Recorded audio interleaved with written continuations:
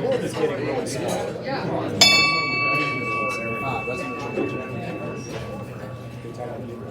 All right. Welcome to the 28th, October 28th meeting of the Rotary Club of Des Moines. Probably wondering who I am. I may look familiar. I'm past President Doug Saltzgaver, filling in for Catherine today. Are you really? I really am filling in. I'm experienced. This feels very familiar up here for some reason. We're really happy to have all of you here. Well, most of you we're happy to have here today at the Embassy Club. I'm not going to mention any names, Bob. On this day in 1886, you probably remember this, Bob, the Statue of Liberty was dedicated. And in 1965, the St. Louis Gateway Arch was completed. And now, thanks to Todd Wheeler for signing up to give a moment of inspiration, followed by the Pledge of Allegiance and the four-way test.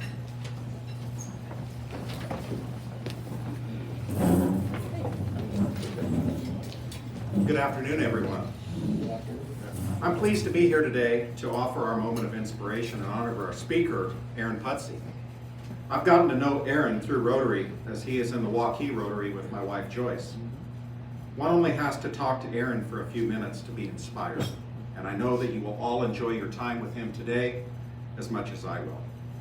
Aaron will be sharing stories with us of inspiration with Iowa roots.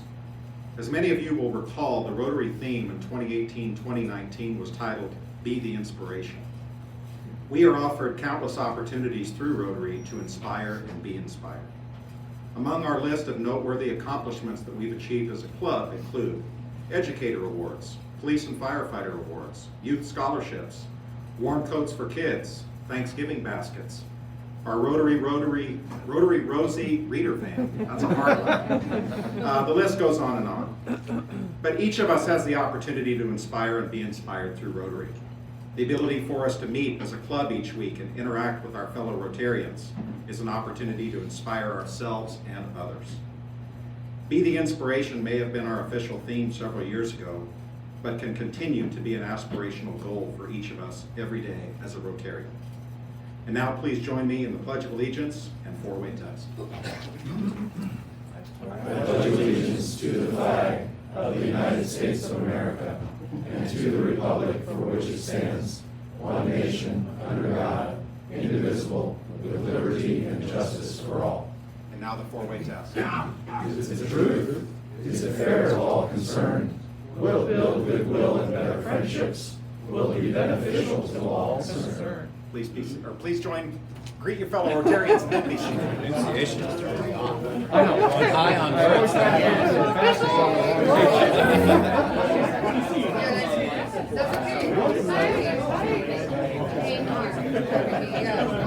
would have joined you guys originally, but sometimes at that table, you know, that's the reserved spots. We were reserving it for you. How perfect.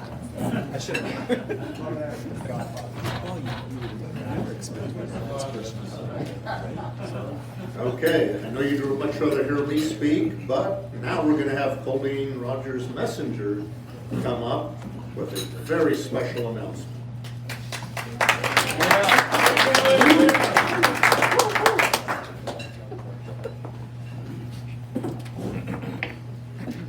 Good afternoon. It's really nice to be back in person again. I hope you got the chance to maybe say hello to Megan Cruz. She's the Success Case Manager at Edmonds Elementary. She made it a priority to be here today. She does have parent-teacher conferences to get back to, so she can't stay for our whole meetings. I wanted to share the following story on behalf of Megan.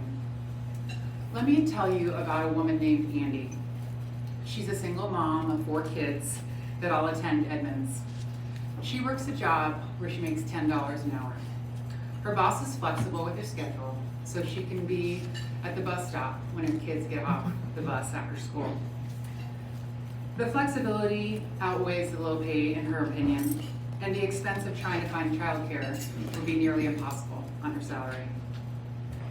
Andy is a domestic abuse survivor. This trauma and living in poverty compounds her circumstances and the choices she has to make to meet her children's needs. Her and her 4 kids live in a 1-bedroom apartment. 3 of her kids sleep on the couch in the living room. So they don't have much space to play or a quiet area where they can focus on their homework.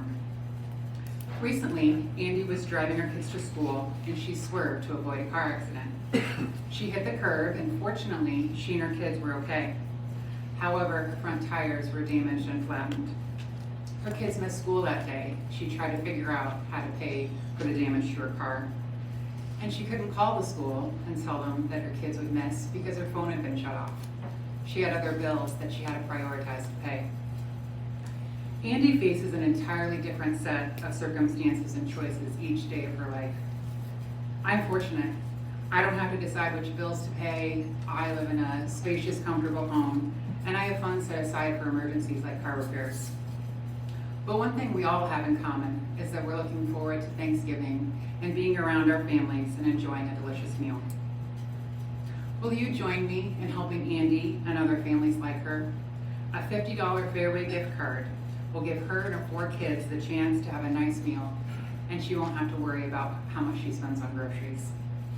In fact, we can make a memorable Thanksgiving for 200 children and their families at Edmonds. On your tables, there's flyers about our partnership, and I encourage you to sign up. The deadline is Monday, November 8th. Thank you very much.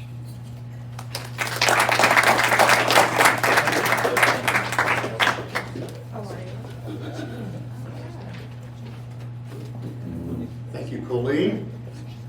Now you have a choice. You can either hear me speak some more, or I can have Paul Purpose come up and introduce our speaker. Which would you rather have? Yeah, that's an easy choice. Okay, Paul, come on up. Doug.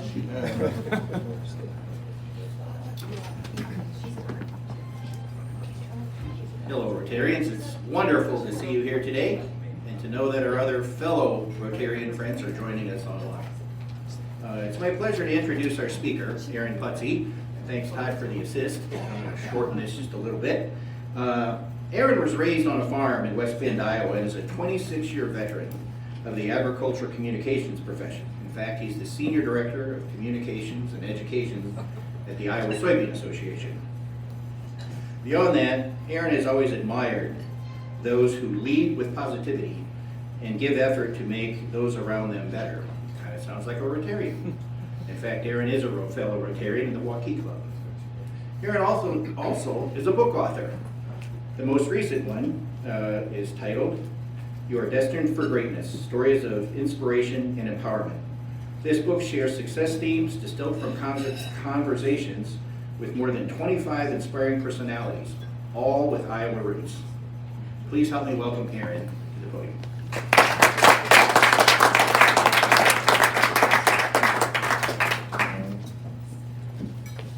Thank you, Paul and Doug, and thank you, Todd, for those very nice remarks. It is truly a pleasure to be here this afternoon among fellow Rotarians. I started off my day this morning for breakfast at 7 a.m. With the Waukee Rotary. I'm at lunch today with you, fine Rotarians. So I'm just trying to find an evening Rotary Club. I'm sure maybe Pleasant Hill or Altoona, so that I can have the perfect day. 3 meals and 3 Rotary Clubs. You know, I do love being here. You know, the view of Des Moines and elsewhere from this vantage point is truly impressive. And what I hope to do in our time together this afternoon is provide you some additional perspectives and viewpoints on some topics that are near and dear to my heart. So, you know, I know that we have just a wonderful community here in central Iowa and Iowa. And for those of you who recognize the man there on the screen, of course, that's Jeff Foxworthy. And he said, you know, you may be from a town in Iowa.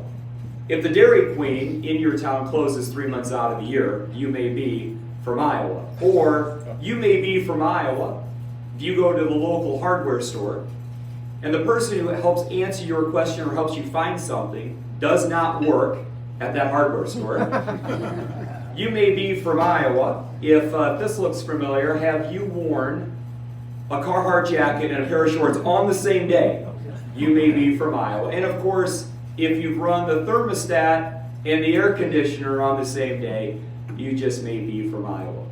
So I want you just to pause for a bit here in our time together this afternoon. Whatever is waiting for you or demanding your attention, it will be there for you at 1 o'clock. So just be in the moment here a bit. I, like some of you in this room and getting to know many of you, you don't have to look too far back, and we probably have roots in agriculture. So there's my grandma and grandpa, my uncle on his prized farm-haul tractor.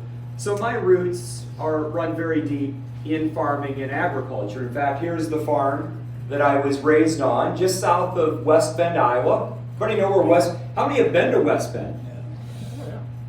I was sure hoping you would raise your home of the grotto. There you go, very good. Home of the grotto and butter break bread. There's the farm I was raised on, and that constitutes a hill in Palo Alto County. So if you look at the upper right-hand corner of the picture, that's a hill in Palo Alto County. It is flat as can be. We have the only hill in Palo Alto County on our farm.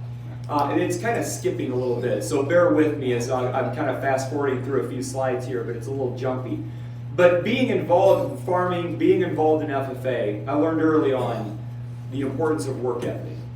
And I learned very early on the importance of leaning in. Here I am sorting fruit for our FFA. It was the #1 fundraiser every year. And I don't think that's all the fruit I sold, but a good portion of that, because when the fruit sales came about, something inside me wanted to lean in and help the club succeed when it came to those sales. And that's always stuck with me. What are those ripples that create progress? Why do some succeed and others think about it? And as I dug in and I wrote Chuck Long's biography, Destined for Greatness, that was published in 2017. When I was writing Chuck Long's story, as you can imagine, within the story of athletics, there's a lot of stories in there about leadership and about how do you proceed as a team, both, and how do you continue to want to move forward in your own personal endeavors, but as part of a team. And as I was writing his book, there was a chapter within his book that I was going to devote to leadership, because I'm so intrigued and inspired by the stories of others about those subjects. Well, the publisher, Right Brain, here in Des Moines, with Des Moines Business Publications, said, Aaron, you probably have another book. So we pulled the last minute, we pulled that chapter out, and it became this book titled, You Are Destined for Greatness. And as part of writing this book, I had the opportunity to go out and interview and have a conversation with a lot of people who you probably recognize, and the names as well as the faces, but people like Gary Dolphin, people like Chuck Long, people like Scott Racker, people like Dr. Angela Walker Franklin, people like Kirk Tyler, all told 27 different conversations, Suku Radia, President Wendy Winterstein. They're all in this book about leadership. And in the story, there are these topics that I touch on. Strength and humility, showing up, shooting straight, being honest with each other, setting an example, believing in someone, etc. Those are all themes, 16 of them in this book. And I really probably wrote the book for me because I'm a work in progress. I haven't arrived yet as it relates to doing better and being better. Whether it's a better leader where I work, a better coworker, a better manager, a better father, a better husband, a better civic, someone involved in civic clubs. So I wrote the book because I'm a work in progress. And I wanted to go out there and talk to people and share their stories about, what's their secret? What are those secrets? And maybe they're not so secret, about ways that we can improve and do better. So I took the 16 themes, and in our time here together that's fleeting, I boiled it down to 3 key themes that I want to share with you today that I believe are indicative of doing better and leading from where we are, no matter where we are or where we come from. Now, the first is attitude and perspective. Everybody I spoke to stressed the importance of attitude and perspective in how we move through life and how we treat others and how we see things. Now, I don't know about you, this is how my weekly schedule looks like. Does that look relatable? There's no real on-ramps, there's no real off-ramps. There's a lot coming at us. Some things that we can anticipate, a lot of things that we can't. Now, I work for 37,000 soybean farmers. They have to deal with things all the time that they cannot anticipate, like 3 inches of rain on Sunday in the middle of harvest, or supply chain shortages. I was talking to 2 farmers up by Spencer yesterday. I said, what's your biggest concern? What's your biggest worry? And they said that my combine does not break down because I don't know if I can find a part to repair it and be able to finish harvest. Now, if you still have 400 acres of corn in the ground or to harvest, or 200 acres of soybeans, that's a little something to worry about. Not to mention a pandemic, not to mention weather concerns. Sometimes, wouldn't it be good if we could just hit Control-Alt-Delete and start over on some days? I love this sign. If you hit this sign, you will hit that bridge. Wouldn't it be nice if we had a little bit of warning that there's a derecho coming at us, or that there's that Wakanda, or we have to make change, may have to change meeting locations. Things happen. Things happen. And we don't always see them coming. So perspective and attitude are huge, because these are things we actually can control. We can control how we see things. We can control our attitude. I guarantee you, none of you in this room probably cared when I showed up here this morning, and I'm just being brutally honest with you, probably cared what kind of day I had had so far on this Thursday, October 28th. Did I get in an accident on the way here? Are my children doing okay? Did one of them just get a bad report at school? Did one of them get called to the principal's office? Did he take after dad? But you did not. What you probably cared most about, though, how did I show up? What was my attitude when I got here? Did I engage? Did I look people in the eye? Did I have a positive demeanor when I came here? That was a choice. No matter what went on earlier today, what was my choice when I showed up? So choice and perspective are huge. What do you see on the screen? Jason, what do you see? Well, I see a lamp and 2 faces. You see a lamp and 2 faces. Immediately saw both. Lamp and 2 faces. What do you see on this? What do you see? A rabbit. That's the first thing my 12-year-old daughter always sees. She sees the rabbit. Hint, Mom and Dad. Like a rabbit. What else do you see? Colleen. A duck. Everybody see both? So perspective, taking time to look at things, the same picture, but seeing it perhaps different ways. How about that? What do you see? John. This John. What do you see? A woman. You see a woman's face. Does everybody see the woman's face on the screen? Who sees something different? 3 birds. 3 birds. 3 birds. And a tree. Does everybody see both? Does anybody just see one or the other? We're all Rotarians. Remember, one of this is is it the truth? All right? Hold on a second. It's just a little jumpy, so bear with me. What do you see on the screen? Kitty. Girl with a bonnet on her head. A young girl or an older girl? Oh, A young Kitty, what do you girl. see? I see a young girl. You see a young girl. I see an old hag. You see a, way to just blurt it out. He sees an older woman on the screen. How about you, Doug? What do you see? You see the younger or the older? Younger. Do you see the older? All right. So here, take a minute, lean into someone next to you, help you see both, okay? If you see the younger, explain the older. If you see the older, explain the younger. Discuss. Help that see both. I had this unfair advantage of there and there.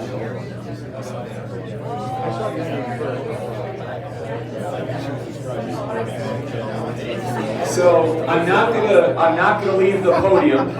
But if you see the older woman, her mouth is at the bottom. If you see the younger woman, that's a brooch. You see the older woman, that's her eye. If it's the younger woman, that's her ear. She's turning away from us. Bottom line is, folks, perspective. We can choose how we see things. With a little bit of help from someone else, we can see things differently.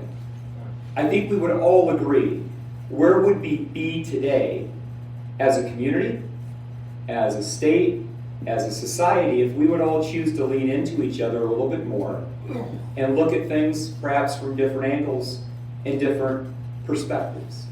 How many legs on the elephant? No, I'm just kidding. We're just going to move right along. Bottom line is, attitude and perspective are huge determinants in where we're going and what kind of life we lead. How many have had the chance to engage with Coach Jenny Baranchek? Now, the University of Oklahoma just got a great coach, didn't they? Hated to see her leave Drake University. I had the chance to visit with Coach Jenny. Look at the record when she started at Drake. 11-20, 5-13 in the Mo Valley, then 17-15. 5 or 6 years in to being the head coach at Drake. Look at that record. 23-10, 28-5, 20. Now, do you think Coach Baranchek discovered a lot of new plays or a new scheme of playing basketball at Drake University? Probably not.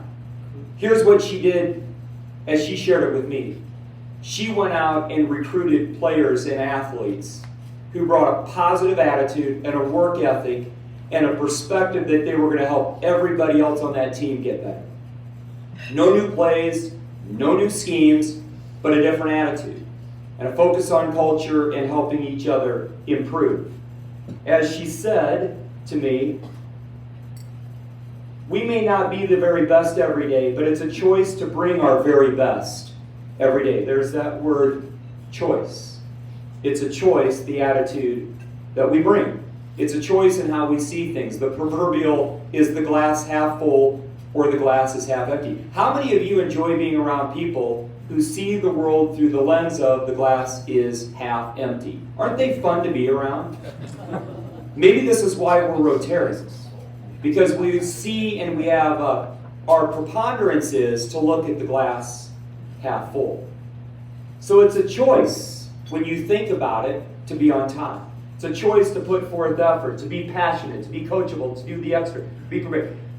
We don't have to try to anticipate these things. It's a choice about bringing these things to our workplace, to our home, wherever we are. I love this quote by Coach Matt Campbell. Greatness isn't for the chosen few, but for those who choose, there's that word again, for those who choose to be the best version of themselves.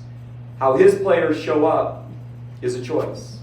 So I encourage you, the first takeaway here from our time together is, what one thing can you do leaving this meeting today that can bring a more positive culture to your business, to your community, to your Rotary Club?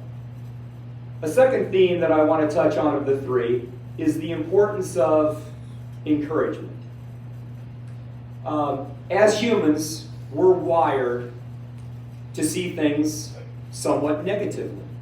We're kind of predisposed to notice what's bad, what's harmful. Maybe that is what's helped us survive. Fire's hot. Keep your finger out of the fire. All right, we've had it over generations. We've learned what to avoid because we pay attention to things that are problematic or that are not good for us. And we've learned from that. Could you advance the screen, Kitty? I'm not having much luck with this remote. So just think about Clark Griswold. So he gets this house all decorated. Next slide, please. And what's the first thing he hears from his father-in-law? Well, those are nice lights, Clark, but they're not twinkling. All right, remember that line in that movie? Talk about focusing on, where's the encouragement there? Next slide. So really, when we think about encouraging and discouraging, again, that's the choice that we have. So this is a mentor of mine, Jim Canute, Senior Vice President of Farm Credit Services of America. He's in the book a lot because he's one of the most positive, forward-looking, thinking people that I know. And he says, Aaron, do you want to know what the 4 most powerful words are in the dictionary that you can put together in one sentence? I said, I'd love to know them. And he said, they're these, Aaron. I believe in you.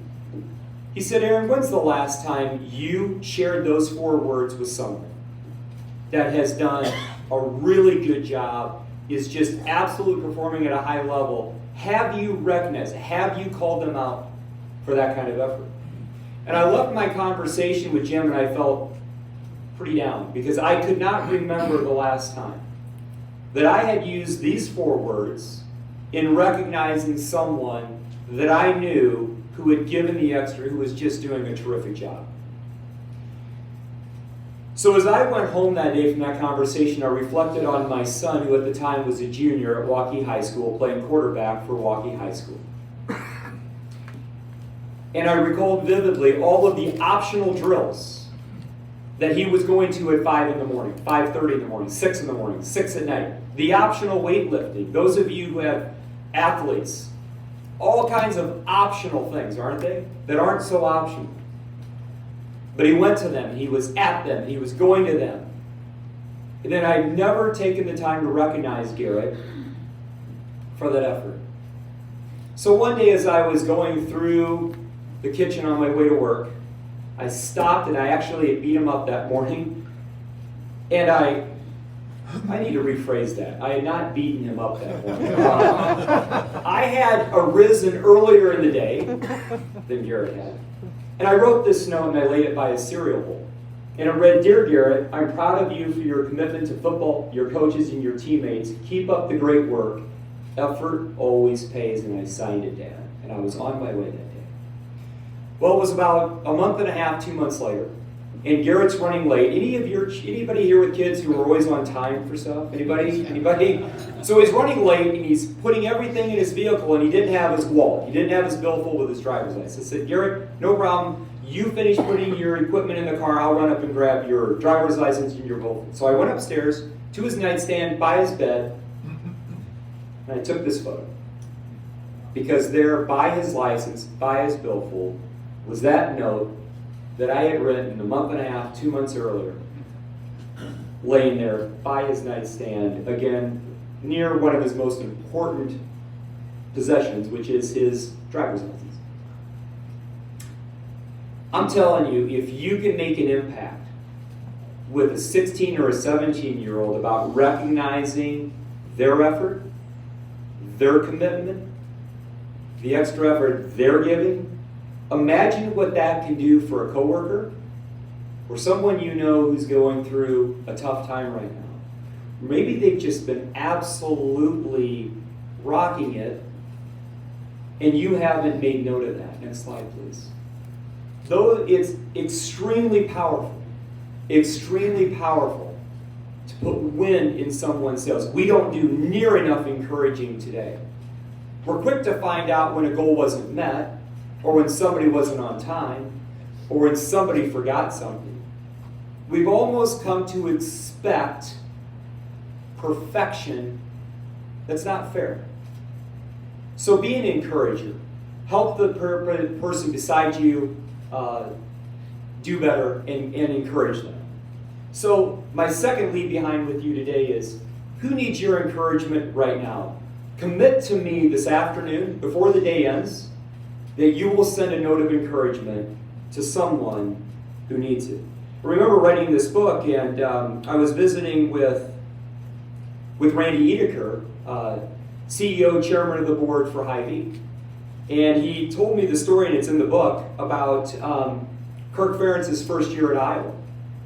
That was not a good year for Coach Kirk Ferentz. 1-10 maybe? 1-11? And it was about halfway through the season, and Mr. Edeker was visiting with his wife about, I hope Kirk is doing okay. And his wife stopped him and said, Randy, have you sent a note of encouragement to Coach Ferentz? Randy goes, I don't know if he needs encouragement. I mean, he's a head football coach for a Big Ten Division I school. Randy, I think you need to send Kirk a word of encouragement. So again, if it works for a 16 or 17-year-old, if it works for the head coach of a Big Ten football team, imagine what it can do for someone in your network. The last theme I want to touch on with you this afternoon is the importance of being in the moment. Next slide. next slide, we live in a very noisy environment, don't we? Remember how many of you remember the first person you came across that had one of these? And you thought to yourself, boy, they sure think they're important. Remember that? And now, how many of you have this device that was going to make life simpler, easy, more free time? Between this and all of the marketing messages out there, and billboards, and text messaging, and instant messaging, and radio, and Sirius XM, and etc., the world is filled with noise. Being in the moment is powerful. In writing Chuck's biography, we spent a lot of time on that game in 1985, number 1 Iowa versus number 2 Michigan. And here a walk-on, the kicker, Robbie Houtland, is over that tee. Iowa is trailing. Remember what the score was when he went onto the field? Iowa was trailing 10-9. There's just a couple of seconds left on the clock. Biggest game ever in Iowa football history, and even perhaps it's one of the first times that you actually had a 1-2 meet during the regular season in those days. Talk about being in the moment, leaning over the tee, saying a quick prayer, and then of course the rest is history. The kick went through, and Iowa won 12-10. Being in the moment is what made playing football pretty special at Iowa. Chuck Long will tell you, the coach was always in the moment. They celebrated every win at Iowa. It didn't matter if it was number 2 Michigan or number 260 Western Lafayette. They celebrated every win. The coach was always in the moment, giving compliments and building up each player. I love flying. I love being in the moment. You get up to 30, here I am leaving Des Moines recently here and I love being in the moment because you know what? You have to turn off that electrical device, right? You have to stow your equipment. It's a chance just to get away for a bit and think. They say great clarity comes in silence. And in the world today, it's pretty noisy. The world has a way of speeding us up. And it's going faster and faster and faster. And the world is speeding us up to the point where we start making mistakes. We start trying to emulate how fast the world is going. And when we keep speeding up, pretty soon all kinds of things happen. Now here I am sitting outside the classroom of my child's 5th grade parent-teacher conference. I said, wow, they found a new way to spell fifth. And the teacher said, well, we had a 2-year-old make the sign. I said, now we have to have a lesson on honesty. No, I'm just kidding. But are we in the moment? I loved cruising up and down Hickman Road. This was awesome. I mean, if those of you remember the Sherwood Forest area, I said, okay, these two businesses have to be in cahoots. Because, when we're going so fast, do we notice things like this? We can miss a lot of other I love this. Waterford boy ate Say's sister's life. I wouldn't do it again. She's been a pain this week. Do we take the time to be in the moment? Do we take the time to look around us and notice things? Because when we're going so fast, we can miss some really cool things. You can do it, we can help with the sign to the restroom. No thanks, I got it. I'll be able to take care of that myself. Are we in the moment? I love this. So if you have somebody next to you who really goes crazy with the Christmas lights, just make your own display that says ditto and point it to your neighbor. Are we in the moment? My advice, and everybody in this book says, make time for the moments. Next slide, please. Kitty's like, boy, I didn't sign up for this today. There's way too many slides. So here we are. Where are we? This is our family trip a couple of summers ago. Where are we? Grand Canyon. We are in the Grand Canyon. Awesome place, isn't it? Here we are in the South Rim Trail. So there's my wife, Crystal, Garrett, Grant, and Jalen. And we're on the South Rim Trail, and I hear a photographer, a really good one, his voice in the back of my head said, Aaron, turn around. Because he says, Aaron, the best photos are usually behind you. So I turn around. Now the first thing I realize is wow, all those stories are true. 5 people do fall to their death every year at the Grand Canyon. True story. But then I'm like, oh my gosh, look at this. There's an engagement going on. You talk about being in the moment. They're in one of the most beautiful places on the face of the earth. Do they even care about the rock formations, the fact that they're 4,000 feet up in the air, all of the color? No, they are in the moment. Now, I had this camera, but I also had my trusty Nikon with a zoom lens that stretches from about here to Altoona. All right, so I decided, well, this is a really good photo. So I snap a picture and another picture and another picture and another picture, and now my wife is starting to get just a little bit concerned. Aaron, come on, let's move. Stop taking part in their special moment. So finally I agree. So after about 50 more photos, I put my Nikon camera away, put the lens in, we go back on our way. We turn around on the South Rim Trail, and guess who we see walking toward us? I'm going to give you one guess. Who is walking toward us on the South Rim Trail? Todd, who do you think it is? It's this couple. They're walking toward us, and what do you think my wife is thinking right now? What is she telepathically telling me? Don't say anything. Don't stop, keep walking, don't even make eye contact. So what do you think I do, ladies and gentlemen? What do you think I do? Of course I stop. I stop them, I say, hello, hello, hello, because they're just about ready to walk past. My name's Aaron, I'm from Milwaukee, Iowa. You think they care? But they oblige me. Oh, hi, hi, hi. She engaged. He's kind of stepping back a little bit. Hi, my name is so-and-so. I'm from Orlando, Florida. Great. You enjoying your time here at the Grand? Oh, we are. And of course, she has a ring on her finger, and she's kind of sure. We just got engaged. I said, yeah, I kind of knew that. She goes, well, how did you know? I said, well, happened to just notice I just happened to notice. She says, I said, how did it all go? She goes, it was great. My fiance, you remembered the ring, you remembered the camera, you remembered the tripod, you remembered everything. But a new set of batteries. We have no video, we have no photography of our proposal.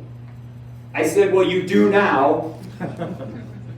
I have about 100 photos and her eyes lit up. We became best friends there on the South Rim Trail of the Grand Canyon. And I shared these photos with her as soon as I got back to my hotel that night, so that she could share it with her family, her friends, her social media. Folks, there's a lot that can come from being in the moment, from just stopping and focusing sometimes on some things that are maybe important and not necessarily what's always urgent. We have a tendency to focus on urgent and not near enough time on what's important. I just sat with Keith Murphy. I said, Keith, what's the #1 word of advice you got going into your profession? And it kind of ties in with this. He said, John Bachman told me, be home for dinner. That was his #1 word of advice to Keith Murphy. And Keith said, best advice I ever got. So my last takeaway, what is something important right now that you need to commit to that's important rather than urgent? Make the time for it. So to wrap up, choose positive, be an encourager. The moments, be in them, particularly those that are important. It's been fun being with you today. Leadership is a journey. Love this quote from Aaron Erickson Brown, the Chief Taste Tester and CEO at Anderson Erickson. Thank you for letting me be part of your journey here today. I'll be around afterwards if you'd like to visit more. I'd love to meet you and chat with you as well. Have a great day, fellow Rotarians. Thank you.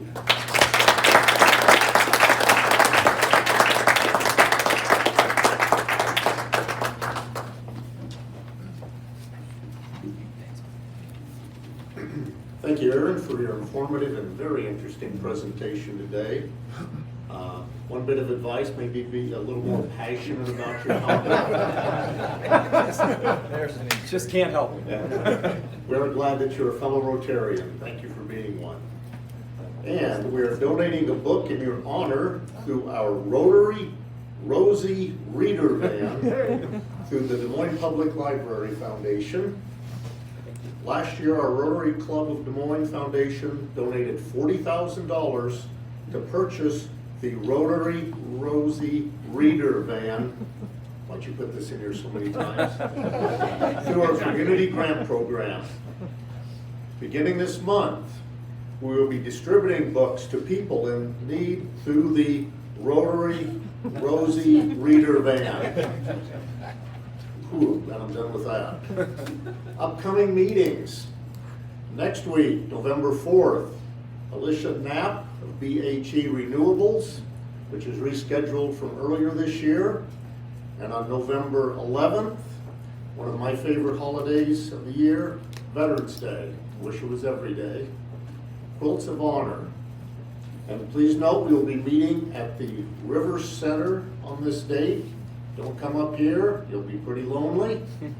So go down to the River Center where we met a few weeks ago. Same good food, don't worry about that. And on November 18th, Jessica Dunker, Iowa Restaurant Association. So we've got some good upcoming meetings. Thank you everyone for being with us today and for being part of the Rotary Club of Des Moines. We are adjourned.